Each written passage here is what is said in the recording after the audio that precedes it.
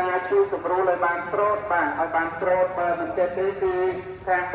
បងកម្លាំងមានសមត្ថកិច្ចគ្រប់នឹងមានវិធានការចាត់ចែងហើយจึងសូមអរគុណជាអិសរាជនថ្នាក់ដឹកនាំរបស់យើងដែលអញ្ជើញផ្ដល់ជាជួយដល់ពុំពុបំផុតនៅក្នុងការចូលរួមនៅក្នុងកម្មវិធីដង្ហែប្រពៃព្រះត្រៃមួយដកខ្មែរនៅក្នុងឱកាសនេះគឺកម្មវិធីនេះស្ថិតនៅថ្ងៃទី9 ខែកុម្ភៈឆ្នាំ2021នៅពុទ្ធមណ្ឌលវិបស្សនានៃព្រះរាជាណាចក្រកម្ពុជាក្រុមប្រឹក្សាខេត្តកណ្ដាលនិងលោកទាវឲ្យដល់ជួយចម្រើនអភិបាលនៃគណៈអភិបាលខេត្តកណ្ដាល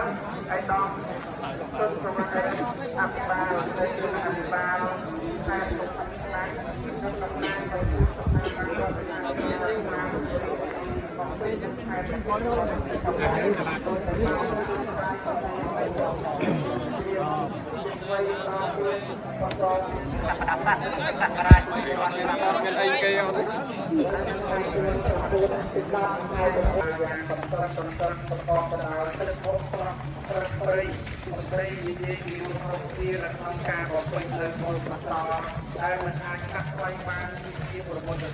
ហើយហាងមួយឆ្នាំ